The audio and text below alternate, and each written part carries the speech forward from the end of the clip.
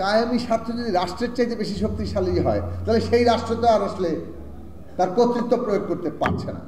এই কথাটা তো আমাদের পরিষ্কার সিদ্ধান্তে আসতে হবে।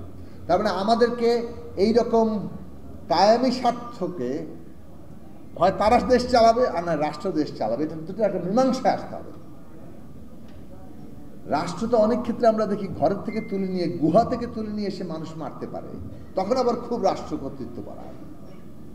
কিন্তু আবার যখন আমরা নিরাপদ সড়কের কথা বলি তখন নাকি কায়েমি স্বার্থের কাছে তারা হেরে যায়। এইগুলো পুরোটাই ভণ্ডামি, সঠতা।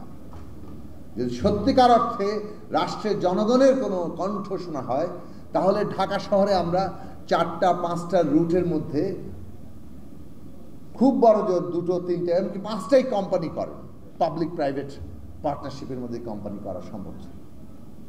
সরকারও মালিক থাকবে, যাদের যাদের বাস আছে তারা তাদের বাসের তাদের যে ইনভেস্টমেন্ট সেই ইনভেস্টমেন্টকে তাদেরকে শেয়ার হিসেবে দেওয়া হবে। আমরা আমাদের এখানে একটা যাকে বলে যে পরিচালনা পদ্ধতি ডেভেলপ করার জন্য প্রয়োজনে আমরা যেসব দেশে এই যে খুব ব্যস্ততম নগরীগুলোতে সড়ক ব্যবস্থাপনায় ভালো অভিজ্ঞতা সম্পন্ন আছে তাদের কাছ থেকে এনে 2 বছর 3 বছর মেয়াদি একটা আমাদের পরিচালনারও অভিজ্ঞতা আমরা নিতে পারি। তার মধ্যে দিয়ে আমাদের প্রত্যেক রুটে একই রঙের একটা বাস থাকে, প্রতিযোগিতা করার দরকার নেই, সময় মতো আসবে, সময় ছেড়ে যাবে। আমাদের শ্রমিকদের শ্রমঘণ্টা কমে আসবে, আমাদের তাদের দক্ষতা আসবে, চালকদের দক্ষতা আসবে এবং যাত্রীরা তাদের নিরাপত্তার জায়গাটা বাড়বে। আমরা বলেছিলাম এই ঢাকা শহরের এত ছোট, এত কম স্পেসে যদি সড়ক থাকে, আন্ডারগ্রাউন্ডে যদি আমরা চলাচল না নিয়ে যেতে পারি তাহলে আমরা এই ঢাকা শহরটা চলার উপযোগী থাকবে না।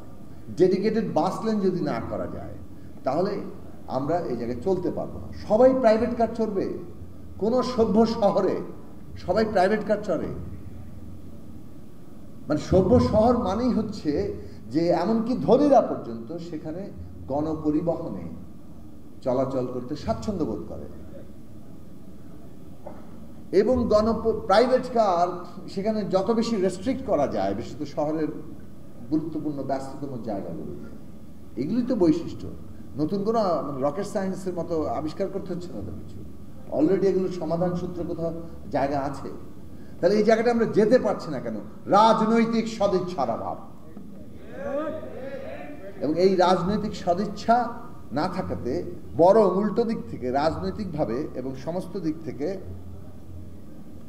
কায়েমি স্বার্থের সাথে ভাগবাটোয়ার সম্পর্ক তৈরি হওয়ার ফলে এই কায়েমি স্বার্থই রাষ্ট্রের উপরে প্রভুত্ব করে। তো এই ব্যাপারে বিস্তারিত বলতে চাইলে আমাদেরও একটা রূপরেখা আছে, কিংবা এটা নিয়ে করছে আরও, এবং আপনারা যেটা ভাবছেন এটাই বিরাট আনন্দের ব্যাপার, এবং প্রস্তাবনা হাজির হয়েছেন এবং এ নিয়ে একটা জাতীয় নীতিমালা আমাদের তৈরি হতে পারে। কিন্তু আগেই আবার বলি, মূল পয়েন্টটা রাজনৈতিক সদিচ্ছার ব্যাপার, এবং সেই সদিচ্ছা একমাত্র তৈরি হতে পারে যদি তরুণরা সংগঠিত থাকেন এবং আপনারা সম্মিলিত চাপ সৃষ্টি করতে পারেন।